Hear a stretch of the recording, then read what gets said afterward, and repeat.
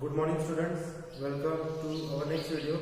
So in this video I am going to explain the next topic of our PLC and SCADA subject, that is the input module. Input module of PLC. Input module of our PLC system.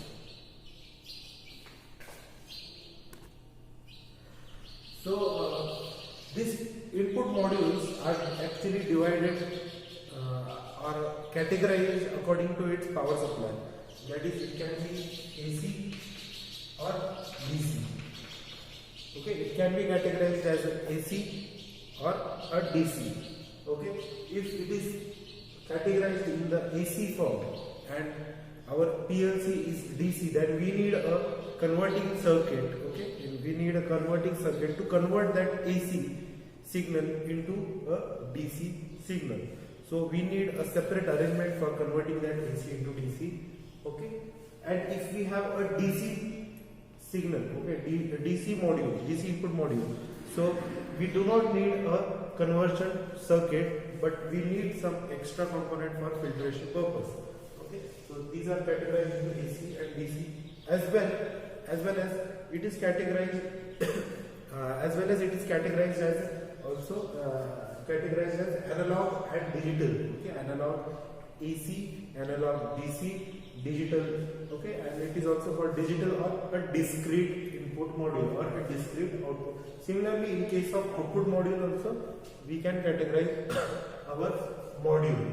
Okay, so why we call this as a module? Because we are actually modifying our input as well as output. Okay, so for what type of modification we are doing, we are actually converting, or we are actually increasing or decreasing our inputs to the input module as well as output also. Okay, that's why it is also called as module or modular. Okay, you can modify that inputs and outputs. Okay, so so this is the block diagram. This is a block diagram of the input module. Okay, the input module contains this. Okay, so so in this circuit there are 3-4 components. After passing through this input module only, then the signal will be passed to the processor. Okay, for further processing. Okay, but before giving to the processor the signal, the particular signal, let's suppose the signal is from the tank. Okay, tank level sensors. Okay, suppose there is a tank, bottom there is a low level sensor, and at the maximum point it is a high level sensor. Then that two sensors should produce a signal as an input signal to the input module. Okay, let's suppose I am giving that input signal at the input terminal of this module. Okay, so for this input module also, the input module and output module, okay, needs a supply. Okay, needs a separate supply instead, as we are giving signal to the PLC. Okay, so but we need a separate supply for this. Okay, so inputs are given here. So input can be taken from the wire. Okay, wire or a wireless communication. Okay, but mostly wire communication is given. Let's suppose my sensor, low level sensors, low level sensor is the signal is taken from that signal and it is given to the input module. Okay, with the help of wire. Okay, wire, and we have separate cable for communication also. Okay, communication purpose also, to communicate with the device.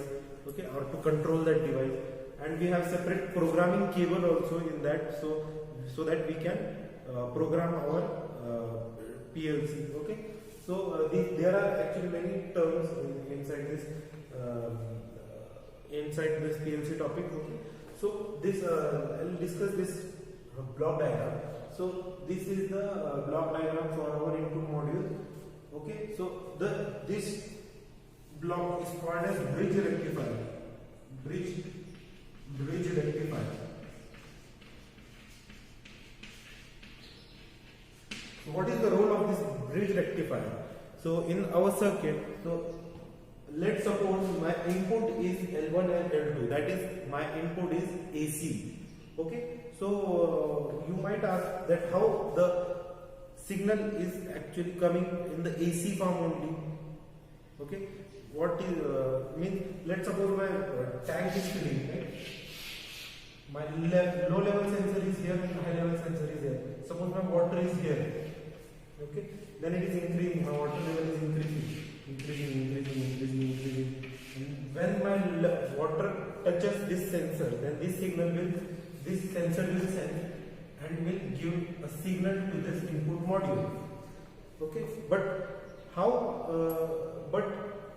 This signal, okay, the signal, we do not know what form this signal is. Okay, so whatever may be the signal, the magnitude of that signal which is here will be firstly converted either into current or either into voltage.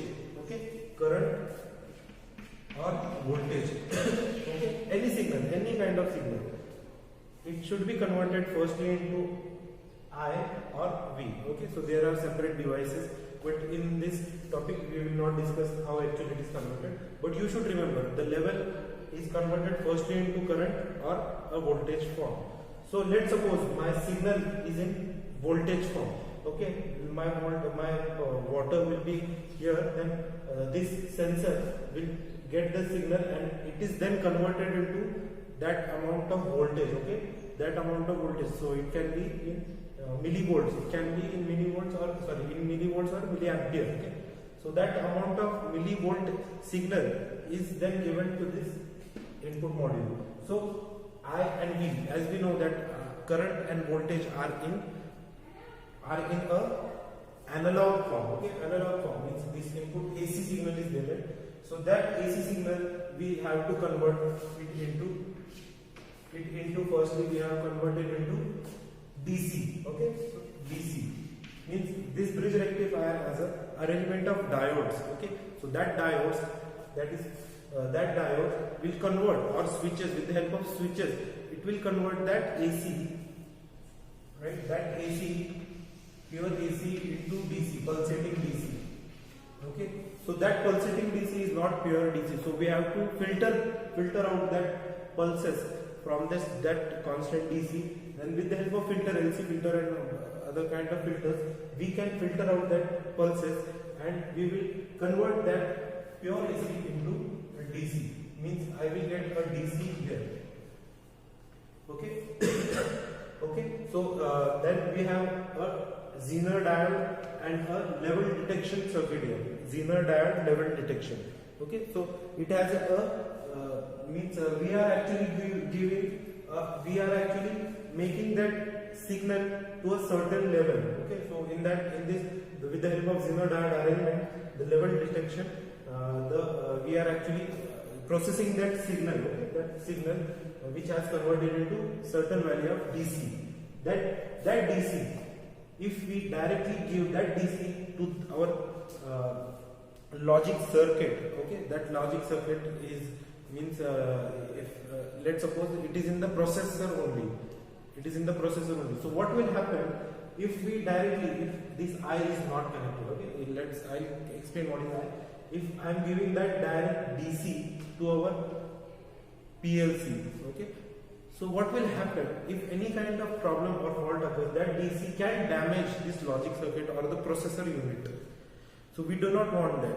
So what we have to do is we have to actually isolate this signal, that DC into DC with the PLC. Okay, we do not want to connect directly our DC to the logic circuit. So if the I is not there, then it can damage. With certain condition, it can damage the logic circuit. So we do not want that. So we are going to connect here I, that is isolator. Okay, so what is the isolator? Isolator not, it is an opto isolator. Okay, as the name suggests, it is an opto isolator. Means what it is doing, it is actually converting that electrical signal, that is DC signal, into a photoelectric signal. Okay, means it is generating a photoelectric pulses. Photoelectric means electrical pulses. Okay, means photon energy, means it is converting, basically it is converting it into light energy. That light energy, light, okay, pulses, photons. Then that photons is getting with the help of certain type of conversion here, it is given to then